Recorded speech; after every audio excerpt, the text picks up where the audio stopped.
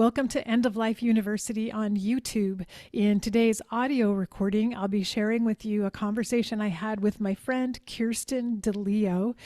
It's about spiritual care of the dying, and the information is from her book, Present Through the End. I think you'll really enjoy this conversation. Kirsten is a lovely, kind, compassionate person with so much goodness and wisdom to share. So take a listen. Remember to subscribe here on YouTube, but also subscribe to the podcast wherever you happen to listen. Leave a rating and review. And if you'd like to support this channel and the podcast, go to eoluniversity.com/support. So here we go with my conversation with Kirsten DeLeo. Hello, and welcome to End of Life University podcast, where we share real talk about life and death. I'm your host, as always, Dr. Karen Wyatt, and this is episode number 214. Today, I'm featuring an interview with Kirsten DeLeo, and we'll be talking about her new book, Present Through the End, which I think you'll really enjoy. It's a fantastic resource.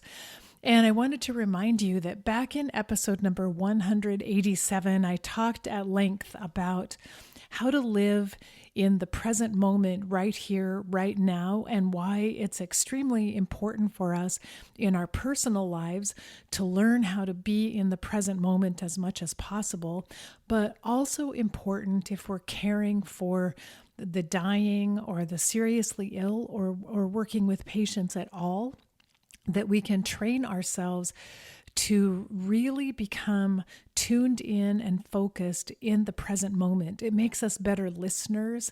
It opens our heart for more compassion, and we can really provide much more of a healing, safe space for others when we're able to be fully in the present moment. It's such an important topic. That's why I wanted to interview Kirsten and talk about it even more, and wanted to just encourage all of you to listen to this interview, learn what you can from my conversation with Kirsten. You can go back to episode number 187 and review that as well for some of my own stories and tips about becoming in the present moment, becoming more focused in the present, and utilizing the present moment in service of others, but also to enhance our own lives and our own ability to enjoy life and really make the most of everything life offers us, no matter what's happening. No matter what kind of suffering we're experiencing, no matter what kind of stress we're under, no matter what's happening in the world around us, the more we can come into alignment in the present moment, the more we're capable of experiencing joy in any situation and also experiencing and expressing love. So this is such an important topic that I hope you'll really listen in and tune in to what Kirsten and I talk about in this interview, and also consider ordering her book. I mentioned it in the interview a few times, but it's a helpful resource if you're someone who spends time at the bedside with people who are suffering from terminal illness or in the dying process, or working with families who are dealing with the death of a loved one. Kirsten has so many beautiful resources in her book of practices, poems, and beautiful writings and stories that you can use as a resource.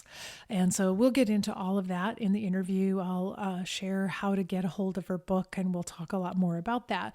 But I just wanted to give this little introduction and encouragement. I hope you'll listen in. Stay tuned until the very end, and I'll come back on with a couple of takeaways and a few announcements for you. So now I'll go ahead with my conversation with Kirsten DeLeo. Here we go.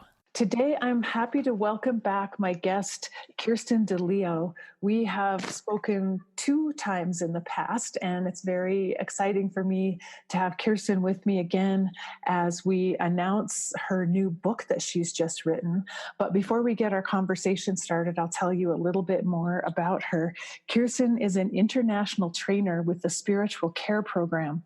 She's been teaching in the field of contemplative caregiving for more than 25 years She is a counselor, and she has been immersed in Buddhist practice for over 20 years. She's the author of the book Present Through the End, A Caring Companion's Guide for Accompanying the Dying, and the teacher of authentic presence courses, which we will talk about a little bit in our conversation today. And you can learn more about Kirsten and her work at her website, which is kirstendeleo.com, KirstenDeleo.com.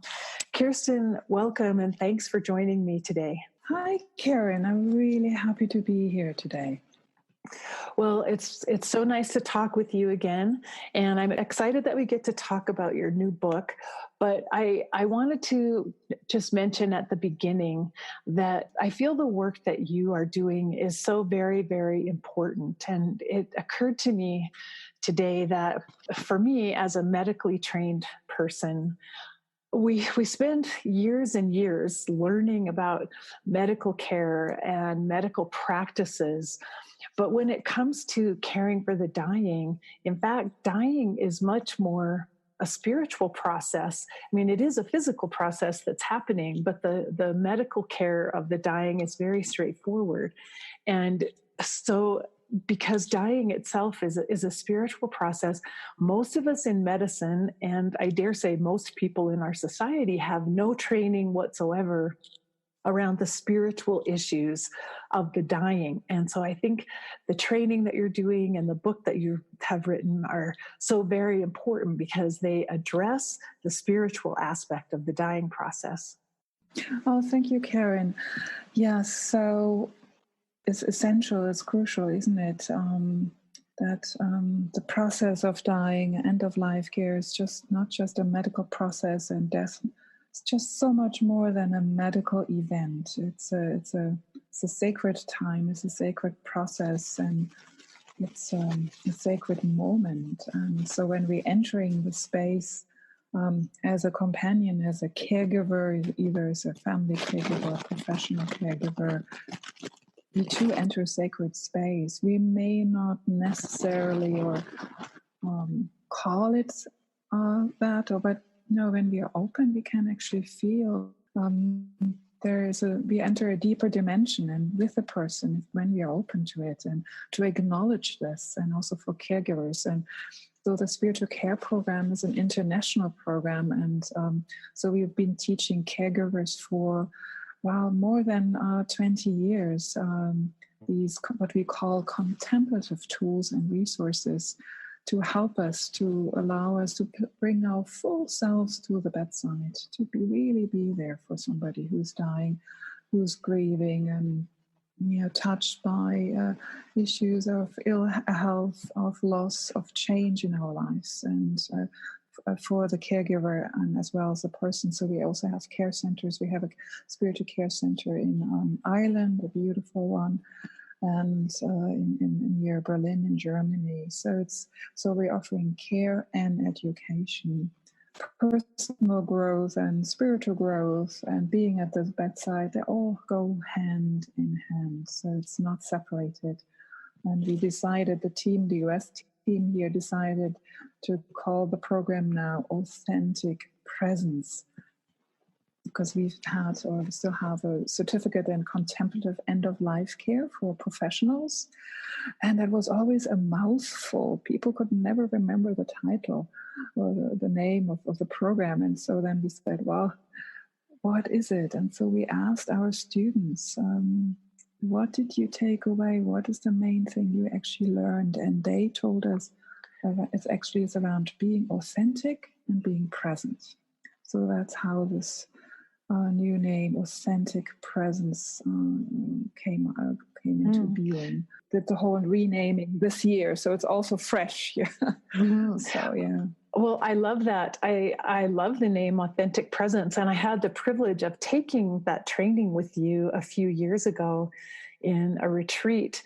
And I wanted to say that two things that really stood out for me from the training. Number one was the amount of time that we spent in silence and stillness during the training, and how that is so missing in our society today. And I think that was one of the most valuable things for me.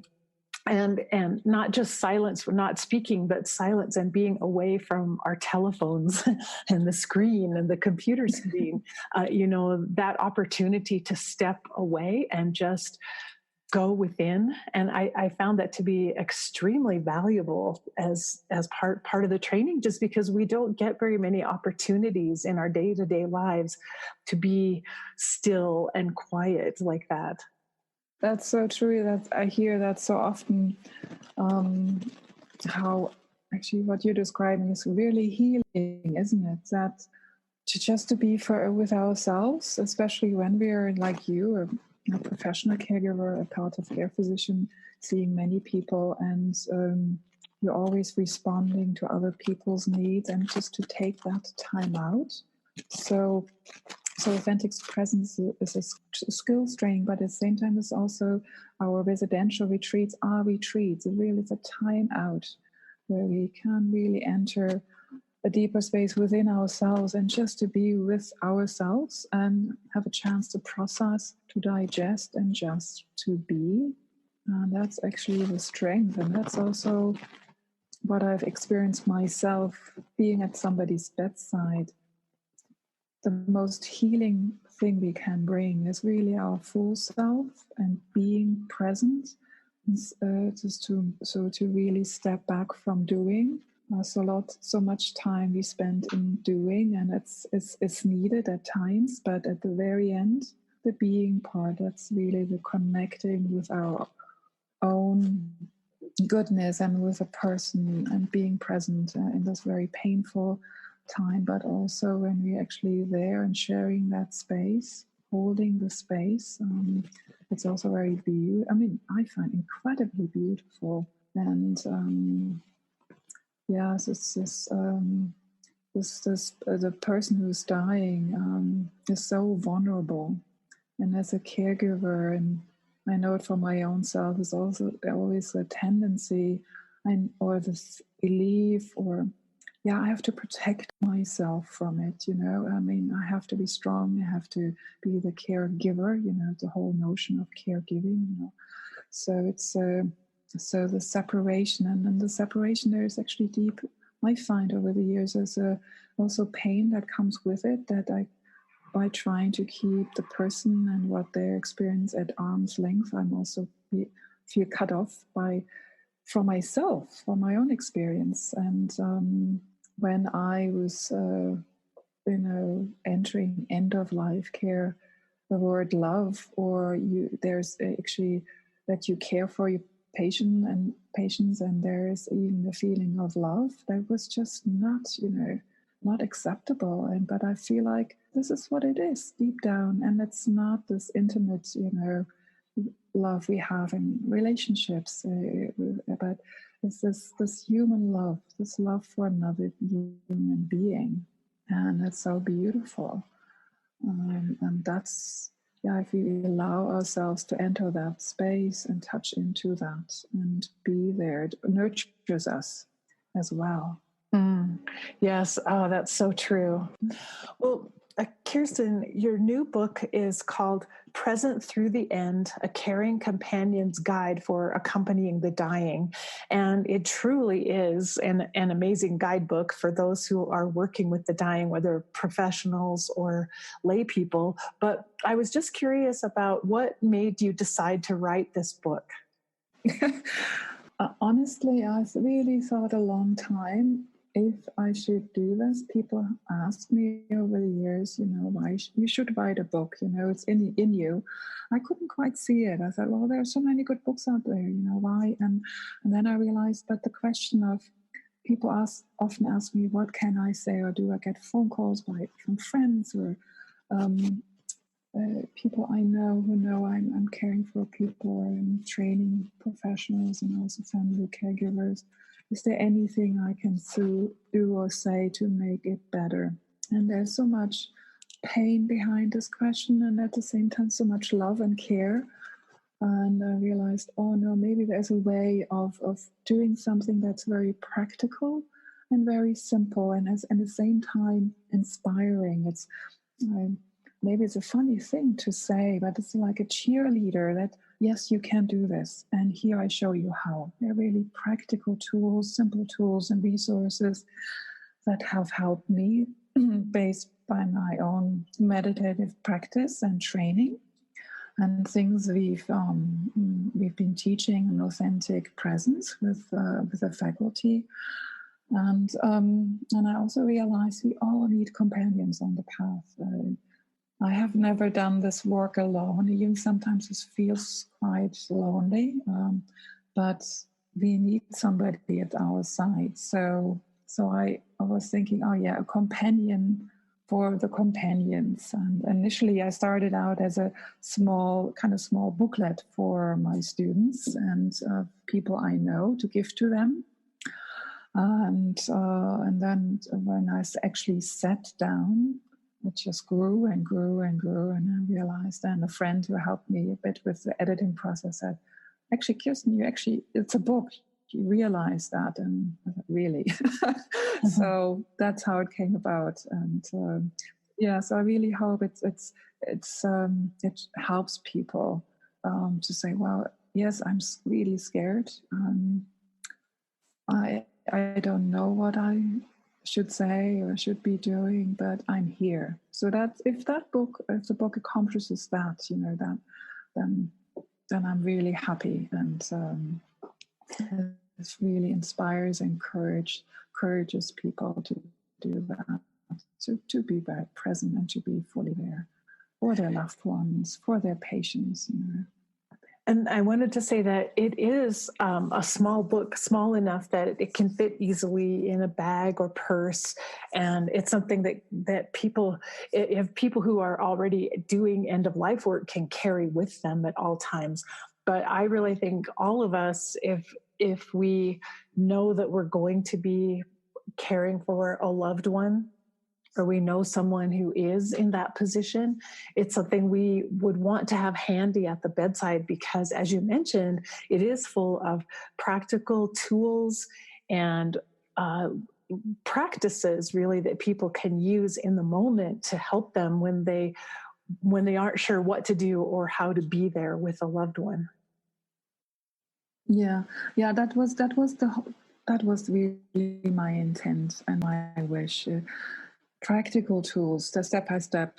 It really tells you, shows you from the moment, oh, I'm getting ready to make maybe the first visit and phone call. I just heard, wow, what can I say and do now? And then it guides you through the entire process, through the journeys, the book journeys with a person, so you can open up at every stage where you are at, and you find things on some, just ways to calm down your thoughts and emotions, ways you can connect with a person. And I often get asked, okay, yeah, but tell me, what should I say? Just tell me. And I was a bit hesitant in the beginning to actually write it down, but then I realized, no, there are actually things we can say, and there are people need to hear. Somebody who's dying, they need to hear it. And so it's in the book, and ways we can connect with a person, ask a simple question without, but still kind of respecting this person's space, befriending our own mind being there. And I also find it very helpful to be knowledgeable about the dying process and what we will see. How does it look like? What will we encounter being at the bedside, or in the person's presence, and to be prepared, really be prepared, but in a very essential way. I kept it really to the essence. What I find, these are the 101, yes. of being at the bedside, and also talking to the medical teams and dealing with family dynamics, and teaching it for now more than 25 years. I realized at the end of the day, yes, things can be complex, but at the end of the day, it's quite simple. There's simple principles, so they're all in this small book. And I love that you actually can put it in the purse and you can open up any place, and hopefully there's also inspiration. I included also poetry, because for me poetry reaches a deeper place within ourselves. Yeah, it's as an inspiration. Yes, I love the poetry you've included. And I was just sitting here this morning as I was preparing for our interview. I was reading through some of the poems, and they're just poems to be cherished for the deep meaning that they contain. And it's so nice to have them all here in one book, and you can just quickly thumb through, and on every few pages there's a poem that you can stop and read. And so just to have the book with you, you can open it and glance through it and find inspiration very quickly in the words that are here. But I wanted to talk a little bit about the fact that one of your chapters is titled Preparing to Care. And I really like that idea that if we honestly think about it, most likely every one of us will at some time or another in our lives become a caregiver for someone that we love, or we will be experiencing the end of life with someone that we love. And practically speaking, each one of us needs to be prepared for that reality to come. And I really liked the fact that you addressed it, that this is how we can prepare ourselves to become a caregiver for someone else. And in my mind, that's something we should all be doing right now, and not wasting time and not waiting, because we can already guess or imagine that we will be called for that, to do that work someday. But so I wanted you to talk a little bit about how can we start to prepare now for the time when we will be caring for someone at the end of life. I mean, there are different ways in. I think most of us, I think many of your listeners, I know they have a parent who's elderly. This, and so when we know to prepare for it, and so often I hear people, oh, it really took. I feel unprepared, but there is no reason to be unprepared. Especially around end of life care, death and dying, what I find very, very helpful, and I know it's difficult, and to start looking at our own mortality, to really find ways of seeing, wow, this moment won't come back, to look at the reality of impermanence, of change, and to start leaning into it a little bit, just in a very gentle way, to what I sometimes call making friends with death, just to leaning into it and see what's there. And considering it's walking alongside us. And because what I found over the years, my own attitudes toward death, dying, illness, suffering, grief, loss, it impacts how I am with a person who's not well, with a patient. And so it kind of leaks out. So whenever I'm not comfortable, if I'm afraid, it speaks, even if I try not to say anything, it speaks through how I am, even my posture, my physical movement. People pick up on that.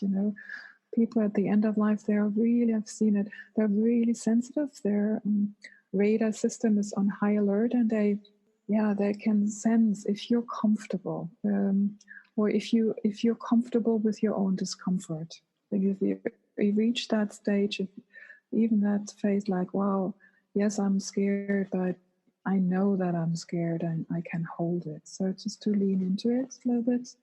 And also learning, I find it very helpful in a preparing stage, just so reflection, contemplation around, oh yeah, what if I knew I would be dying, What if I did look at this day? If I would know I only have that time to live, what would I be doing, To really take that seriously and see. And there are changes when we kind of approach life, our day-to-day living like that, and then starting to befriend our own mind and heart, to see that, wow, I'm not just my thought or emotions, and So that's more on a very deeper personal level. Yeah. So I know there are many guides out in terms of very practical and information, but here I'm just talking not, but I'm talking about the inner world, our inner attitude, and how we are, our frame of mind we bring, and how we can prepare on an emotional level, on a spiritual level, to being present. And so that's also the fear of, am I enough? I talk to many people, they always think, oh, I'm not good enough to be there. I don't know enough. And that holds that kind of as a barrier. It's a block. When you bring, it's your discomfort is okay, but you also recognize there is love, there is deep care, there is friendship, there's a history, with a person you have. If you're a family caregiver, that's not going away. The person is still alive. To really see the person as a person who's still breathing and alive to the last moment, I find that also very helpful. As a very practical tool in terms of meditative or contemplative practice, I find really setting my intention as a way of preparing to care. When I know I'm going to see somebody, or I make the first phone call, to take a moment to settle my mind, see, wow, what's my agenda? What are my hopes, my fears, and considering to let them go. Can imagine to let them melt away. Take a couple of deep breaths, being there, and then really set the intention, may the best thing happen, and may I be of true benefit. And that can just doing that, setting my intention in this way, just takes a moment, and I can do that over and over again. And it prepares the ground. And so I found this very helpful in preparing to care. And the other aspect of seeing the person as just another you, as another human being. It's I find it's, and you probably heard that too in your work, that people are dying, they feel so isolated, alone, and they become a patient, and the patient is terminal, and all of a sudden the whole dynamic changes around them, how we communicate with them, family members, professionals, caregivers. We tiptoe around the person, and so that causes so much unnecessary suffering and pain. So I can just see the person I'm seeing, if it's a patient, it's just another you like me. The person has hopes and fears and dreams. This person accomplished fantastic, beautiful things in his or her life. And also there are unfinished business and fears and regrets, just like me. So I find it kind of bring it to on a human level. Oh, well, those are also so very important, Kirsten, as preparing ourselves in advance in order to be there with someone we love at the end of life. And really, I think these can become a lifelong practice, because it prepares us to be with someone else who's dying, but also prepares us for our own end of life. But one thing I wanted to specifically talk to you about is the idea of presence. And I know that your course, Authentic Presence, really focuses on this. But I've had a lot of medical people tell me that they don't quite even understand what presence is or how to be present. And so I feel like that's an area that in our society in particular, we really need to emphasize, so that people understand it and learn how to cultivate presence. And you talk about it a lot in your book, of course, which is called Present Through the End. So do you have some ideas for how people can learn how to be more present in their day-to-day lives, and then also when they're working with the dying? So authentic presence is a way of being. And I think the first thing is that we're actually physically present. Often we are so distracted. So we have so many devices and gadgets, and we're thinking about the next thing to do.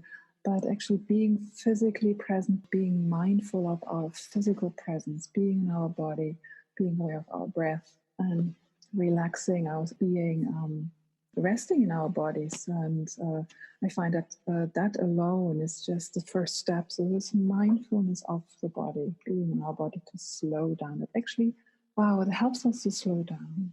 I think that's the first way of being present, the first stage, slowing down, catching our breath.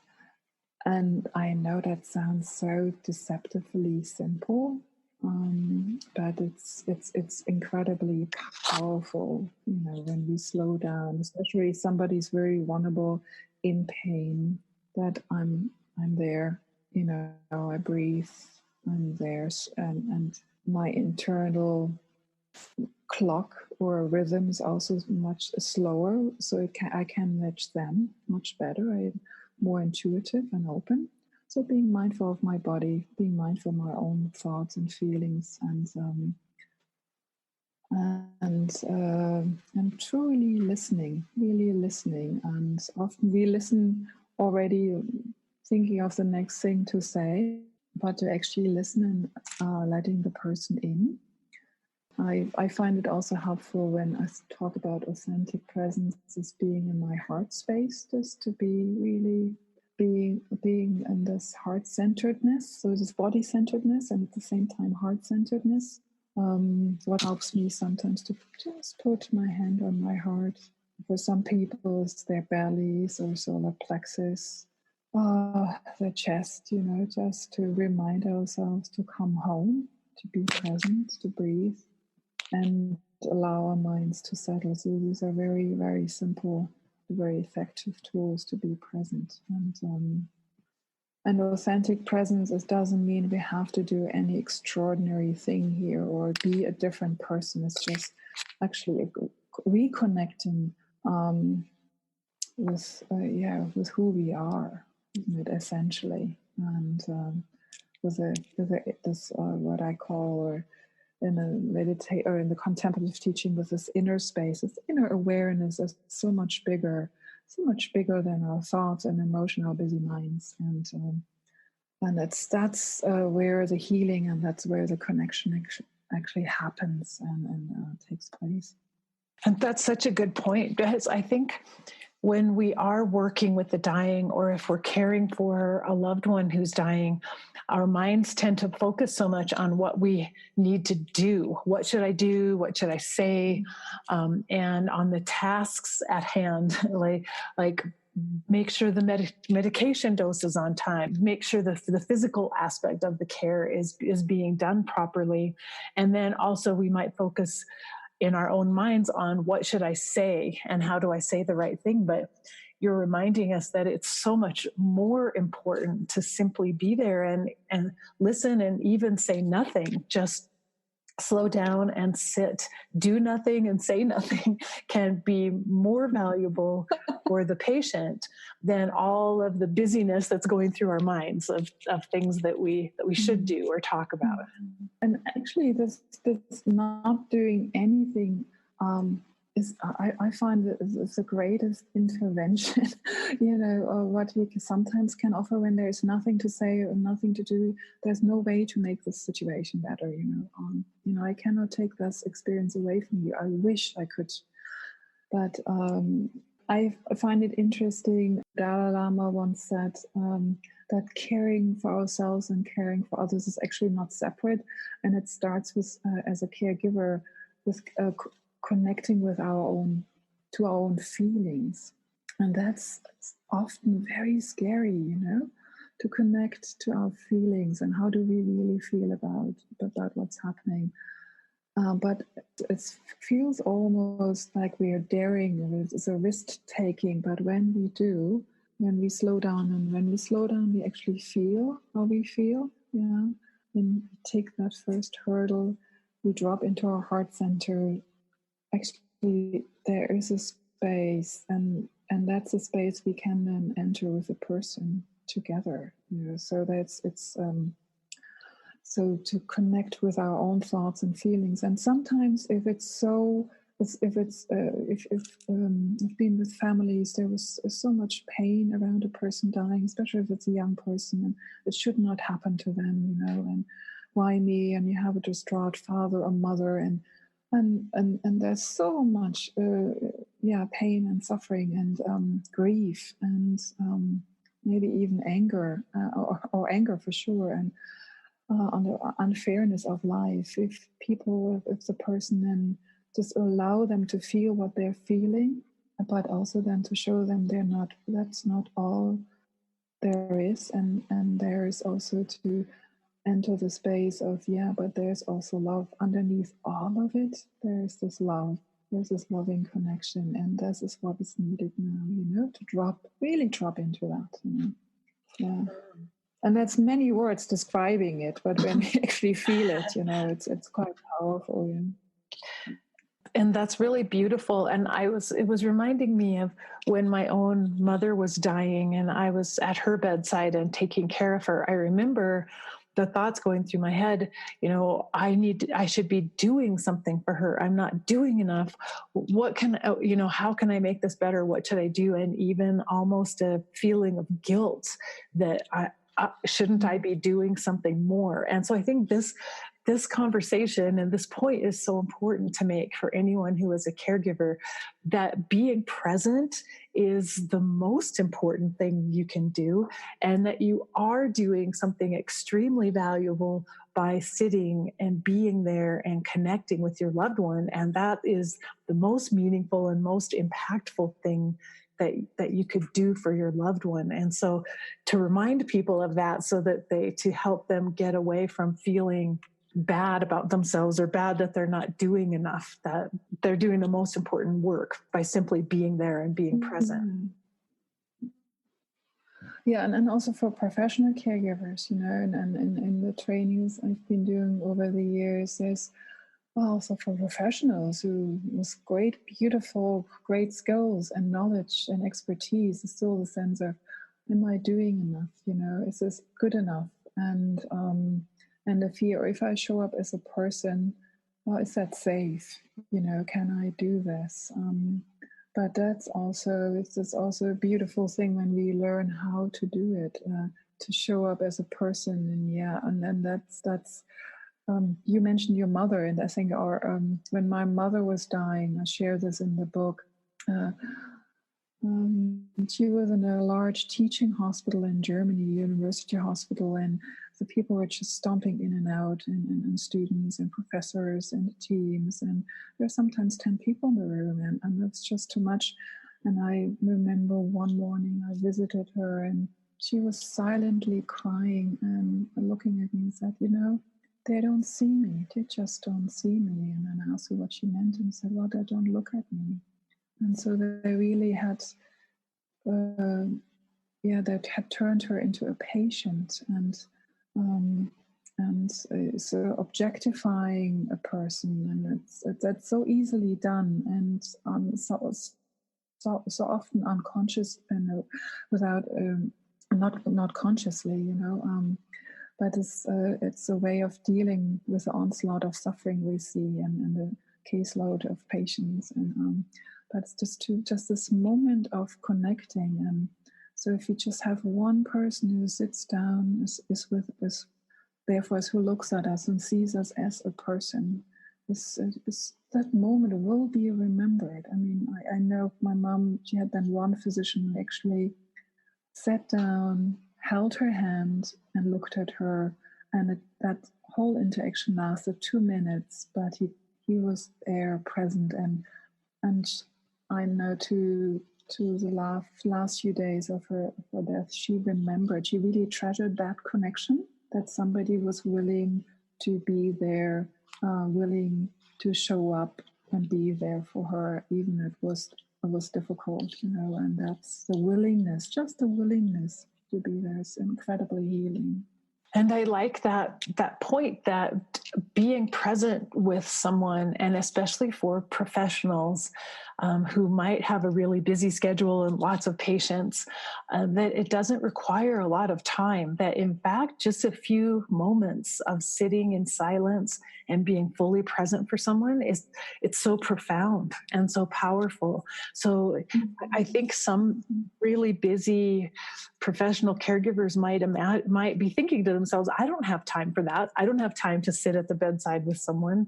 I have to be on to the next patient and the next task and fill out my paperwork or enter things on the computer. But what you're describing is how important it was to your mother for a physician to take just maybe 2 minutes of time to be there and sit with her. So I think that's a really good point to make. And especially, training young physicians and residents, and just to see that there's the fear of, I can do something wrong or say something wrong. But if you take that moment of just being and showing up, holding space, it will also nurture you. Because when we ask people, why did you enter the profession? Honestly, I haven't heard many people as for the money. I mean, they're easier jobs, really, than end-of-life care, palliative care. But it's that there is something, people really love to benefit others and just to draw on that, to really reconnect with this original motivation and nurture that, keep nurturing it. And if it's these few moments of really deep connection, really being there. But that kind of is also a very powerful antidote to deal with stress, deal with burnout.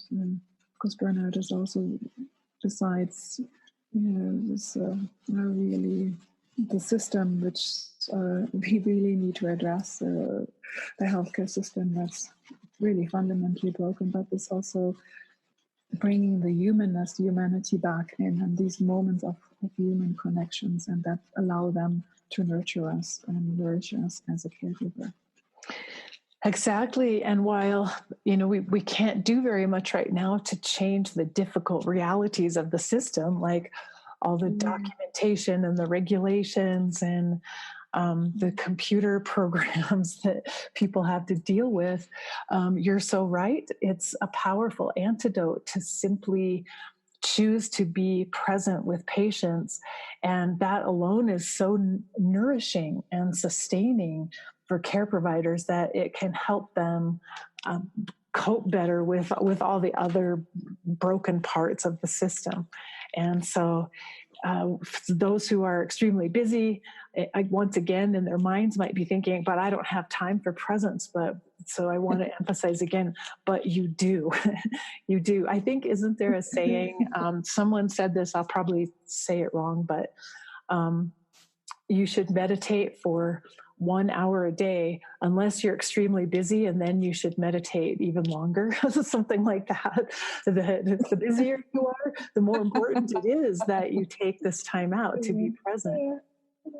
And honestly, there's so many healthcare professionals I meet. They're so hungry for it. They're so hungry, because that's why they entered the profession, and that's the helping field, and to really spark that really good heart, that intention and motivation. And this is what I really truly believe, this is where the revolution can happen, and is happening. And I know so many people, then they get together and nurture that, and in groups they sit together, do their own meditative, reflective, contemplative practice, whether they're Buddhist or Christians or have no background, but they know mindfulness practice is very beneficial to them and for their own well-being.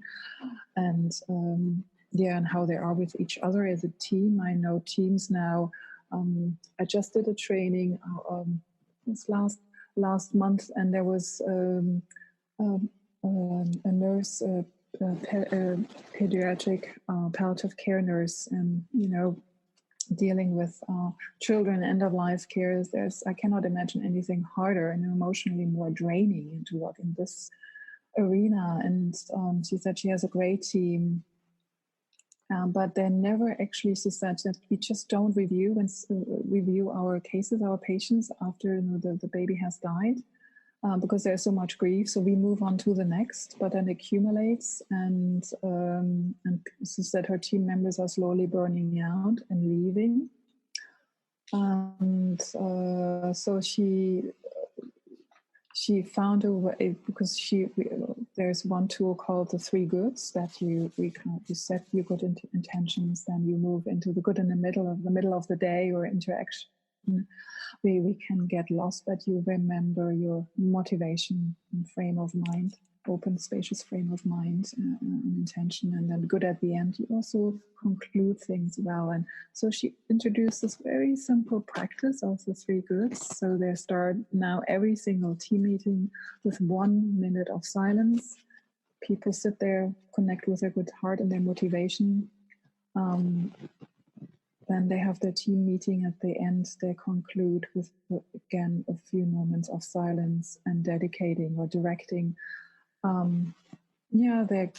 their good hearts, their wishes, their intentions out into the day. So they have support, they kind of offer it out. And she said that changed their whole interaction with each other as a team, and also with their patients. And so having these kind of rituals, so often it doesn't take a big thing. Maybe I believe in these small things that shift our perception, they shift our way of being, they shift our behaviors. That's I think where the revolution lies, of really the change of how we can change, and then coming together as a community, coming together as a society, and look at how do we actually care for people at the end of life. That's very inspiring to me, this idea that we can create a revolution within healthcare simply through our own practices by joining together with our team. And what you just described, the 3 goods, which is in the book, but it's a matter of 2 minutes total, a minute at the beginning of a meeting and 1 minute at the end, 2 minutes that could change everything for each member of the team and also for the team itself, and how the team works together. And as you said, that in itself is a revolution in a way, because we're enriching ourselves and we're empowering ourselves to do our jobs in a better way and in a way that's less damaging and destructive to us. And that's very powerful change. So in the book Presence Through the End, you have actually guide the reader through some of these very simple tools. They're not long, they're short, they're sometimes less than one short or 2 short paragraphs to reflect and sit.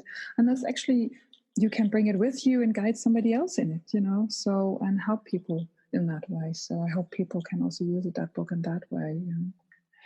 Yes, definitely.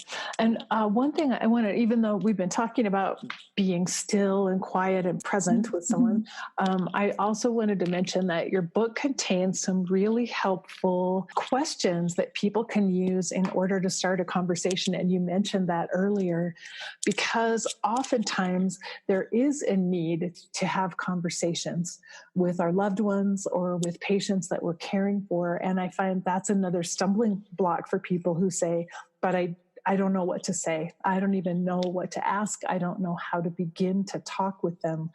So when, there's a time for silence, but when there is a time for connecting through conversation, I was hoping you'd just share with us a few of your favorite questions that you've listed in the book that people can ask.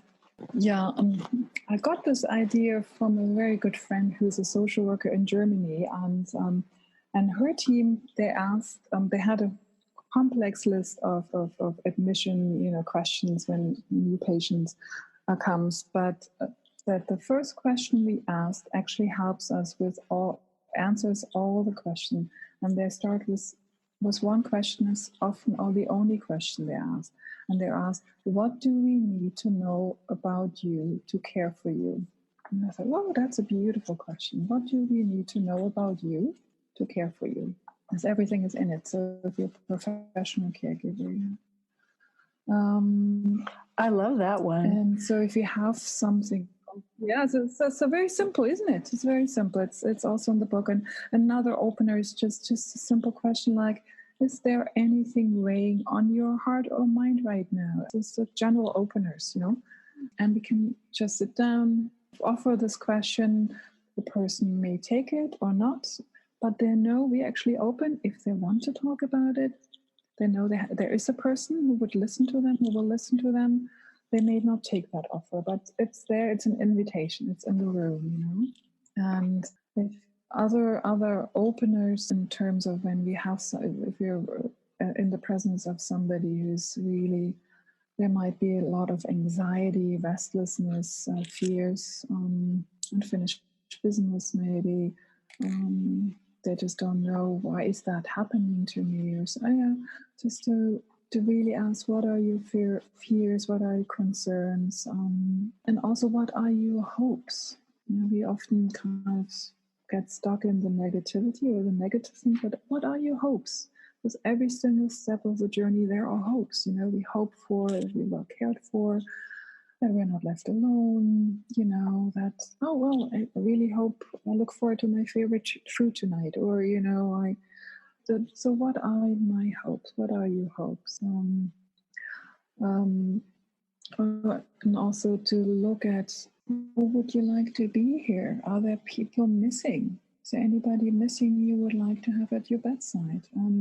Is there anything that stops you connecting to that person? Anything you would like to share with them? Tell me more about yourself. What gives you joy? Is there anything, that gives you peace? These are often people shy away from a spiritual question, and a social worker in San Francisco I worked with, he works with homeless people, and he asks them, and I find a very beautiful question. He asks them, what is your spiritual home? What is your spiritual home? And given that maybe some people, they may not consider themselves religious or not, but where do you belong? Where do you feel home? What offers you comfort? So there are kind of these questions you can ask, and it's not an invitation to kind of as a checklist to go down this list, and maybe just sit with these questions yourself. And how would I answer that? What's my spiritual home? In times of crisis. Well, what would give me a sense of comfort, and then see if, have it in your back pocket, and when the situation is right with a person, pose the question and sit there and wait for the answer and see what happens and what unfolds. I love these questions that you shared with us here, and there's so many more in the book as well. And so once again, the book is such a helpful resource if you find yourself at the bedside and knowing that I think because sometimes you can perceive that the person you're with really does need to talk, but they need you to initiate the conversation. And so just having some of these openers is a great way to help them, to help bring them to the conversation that they want to have, to help them share what's on their heart, but they might not know exactly how to bring it up themselves. Exactly, and it really draws them out. So we're inviting them, draws out their wisdom, their life wisdom. Then once we ask the question, to really listen, and really also take time in responding, not just to jump in right away and thinking we have to fix it or solve it. If the person brings up a concern, just to listen and see where they take it, because so often we ask the next question or interrupt, or oh, don't worry, it's okay, and you get through it, or at least you're not, or at least you don't have diarrhea today, and remember yesterday. So we just take the power away from the person. So just to hold that space and listen some more. Anna Lego is teaching authentic presence with me for many years, this course. She says, as a palliative care physician, my main tool is listening. And she was taught, listen and then listen some more. And my advice, listen, really listen, take 3 deep breaths and then see what actually needs to be said. Because this person, the person also, when we're vulnerable, the patient needs time or a loved one needs time to process. And often it takes much longer than we think. So allow for space. That's such a good reminder again for presence and stillness and slowing down in that moment to allow everything to be said that needs to be said. Well, but it's also it's good reminder. Authentic presence is not just about stillness; it's also being, just to bring our full self. There's humor, there's laughter, there's connection, and sometimes we just don't know, and we end up in very funny situations. And I have a few stories in the book as well, because we are human beings, and not to be afraid of failures, and that's how we live and learn and grow, Yes, exactly. Well, gosh, our time's going so quickly. But I wanted to briefly discuss, because something else that's in your book is the signs that death is drawing near. And I wanted to talk about that just because all of us who have worked with the dying are very familiar with the signs that death is close. But we may have a lot of listeners out there who are caring for a loved one or preparing themselves who have never heard this or never witnessed the dying process before. And I thought that might be something useful we could offer, that we could just go through fairly quickly some of the signs when you are caring for someone who's dying, signs that death is near. And so I wondered if you'd go through those with us as you've listed them in the book. Yeah. So in the book, I actually did an interview with 2 good friends with Anne Allegra, the palliative care physician, and Beate Dirkschnee, the social worker from Germany. And so we had a conversation, what is the signs and symptoms? And they actually explain it, they unpack it. But what we see is usually, and that's, every death is different, but there's common signs and symptoms, physical and non-physical signs and symptoms. One physical sign is increased weakness, dependency on others. So you might see the person is getting weaker, have a hard time getting up, dressing, slow in their movements, needs to spend more time, gets sleepier, and also doesn't want to eat and drink anymore. It's just really in small things. And that's good to know, especially for family caregivers. So much, they have less desire for food, less appetite. So I've learned to just make it just very small size. If it's 2 pieces on a plate, that's great, and so to be aware of that, it's less desire for food. We might see as mental and emotional changes. Maybe the person gets anxious and restless. There might be memory loss or confusion. And I might experience also the breathing pattern changes, especially as death really is imminent. And that can cause quite anxiety for when we are at the bedside, when we observe it, when we bear witness to that shortness of breath. But the main point I've learned over the years to really be there and present and stay calm and not fear with a person or get sucked into the anxiety, but really that calm clarity of mind, stability is then really, really helpful. And to speak in a calm voice, in a clear voice, it's very soothing and prop them up in the bed so they get a bit more space and in their lungs. Some people may have what some call hallucinations. They may see people at their bedsides, but I don't think they're hallucinations. They're visions. They're entering a different world. They're about to enter a different world. So they may see a relative at their bedside, and they feel they're greeted by their loved ones, welcoming them. So that can be actually very reassuring and comforting. So not to dismiss that, or just to see, just we can ask them, oh, tell me more, what do you see, how do you feel, and to explore that with a person. Sometimes there can be also, and that's not so much spoken about is also frightful visions, so when that happens, to really then our physical presence, the light touch, the soothing voice, to help them, this is actually not happening. I'm here with you now, and just to try to ease their fear, ease their confusion. And I've seen it, when we're actually present and we are willing to stay with them, it really helps them to calm down. Another thing we might come across is people may say, and that's a classic, you probably, Karen, have heard it, I like to go home. Mm-hmm.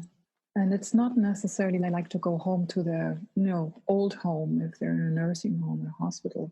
Not always, but at the very end, the home might have a much deeper spiritual significance, so that people, dying person may talk in metaphors, to really be open and listen out to what they're saying and what's behind it, and explore it, and especially close to death. So watch the language. And often in hindsight, later we realize, oh, this is what the person meant. I want to go home. Oh, actually, yeah.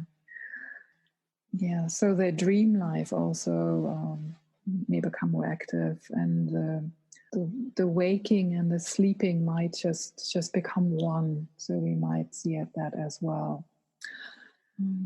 So that's some of the things I've observed, and they're all unpacked in the book. And actually also things we can do, comfort care, comfort measures of helping people through it, and also deal with our own, maybe fear or anxiety around these things. Mm-hmm.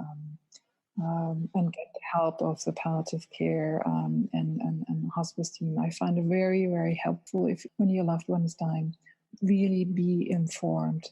Let them tell you what you expect. How does the dying actually happen? And let them explain it to you. So I find it helpful. Maybe not everybody would agree, but I find it helpful. I've seen people kind of just calms down the anxiety of not knowing what to expect. As soon as we actually know and we understand, oh, this is part of the natural process, depending on the disease process, that's to be expected, and that's natural. So don't worry, that's part of the natural process. And here are ways we can offer comfort, and we can offer care, and through your presence, you will help the person through it. Yes, definitely. So that's one reason I just wanted to mention that, and also that it is a feature at the end of the book. So that's why it's a great bedside book for lay people who are caring for a dying loved one to have on hand, to be able to refer and see, oh yes, what's happening right now is a normal part of the dying process. So I don't need to fear it or question that something's going wrong. This is natural and normal. So I appreciated that you included that in the book. And I'll remind our listeners that I'm talking with Kirsten DeLeo, whose new book is just coming out now, called Present Through the End, A Caring Companion's Guide for Accompanying the Dying.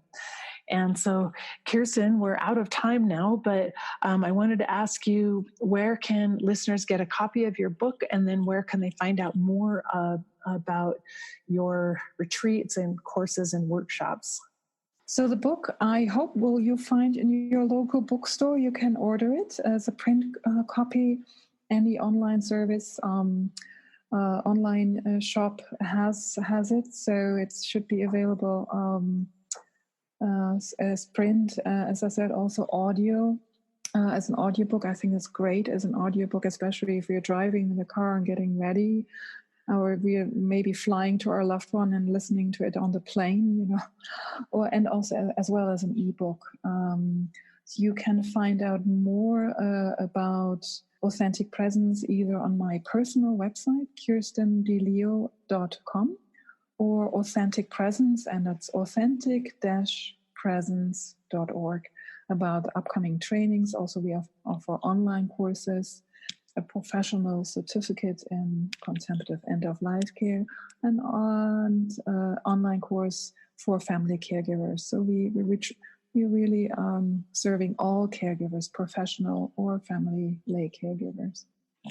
I'll include those website links on the show notes for this episode, which you can find at EOLUpodcast.com. And so, Kirsten, I want to thank you so much for joining me today, and wish you the best of luck with your book. Oh, thank you, Karen, and thank you for having us. And I really wish all the listeners really be well, and really take care of your good hearts. Take care. Thank you. Thank you, Kirsten. Bye-bye. I hope you enjoyed my conversation with Kirsten, and that you'll look into her book, Present Through the End. And if you go to the show notes for this episode at EOLUpodcast.com, look for episode number 214, and you'll find links there for Kirsten's website and also for the book, and learning more about any of the work that Kirsten's doing on that page on the show notes. So before I go, a couple of announcements. Once again, I keep mentioning this every week, but I just want to make sure everyone knows about it. The Beautiful Dying Expo is coming up fairly soon now in San Diego, November 2nd. And you can go to beautifuldyingexpo.com to learn more about it. Hope you'll attend and take part in the workshops that'll be taking place and panel discussions. And there will also be an expo with lots of a trade show, basically, with a lot of vendors with booths. You can find out about services available. So that's beautifuldyingexpo.com in San Diego, November 2nd. Also, Before I Die, Arizona is taking place at that same time in Scottsdale, Arizona. You can go to beforeidieaz.com to learn about that event, which is taking place October 30th through November 3rd, once again in Scottsdale, Arizona, beforeidieaz.com. Finally, I want to thank all of you who've been supporting this podcast through my page at patreon.com/EOLU. I really appreciate your contributions. Every month, it helps me keep this show on the air. If you're interested, you can go to that page, Patreon, patreon.com/EOLU, to learn more about how you can become a monthly contributor. And for as little as $2 a month, you can support the podcast, and you'll receive some special bonuses for joining our teams. And thanks again to everyone who for the past couple of years have been supporting me. It makes all the difference to me. So remember, there'll be a new episode next week, every Monday, always something new to share with you, sometimes interviews, sometimes solo episodes. So check it out. Subscribe on Apple Podcasts, Spotify, Stitcher Radio, iHeartRadio. That's a new one I just signed up for. And also Google Podcasts. And then you'll be able to listen on your smartphone or other device if you have an app for one of those platforms. Otherwise, you can just come to the show notes, eolupodcast.com, and you'll be able to listen to each episode. You can scroll back through all the archives and see the old episodes there, that in case there's something you want to listen to from the past. So until next week, when we're together again, remember, we are here for love. So face your fear, be ready for whatever life brings your way, and love your life right now in this present moment. It's precious and it's fleeting. See you next time. Bye-bye.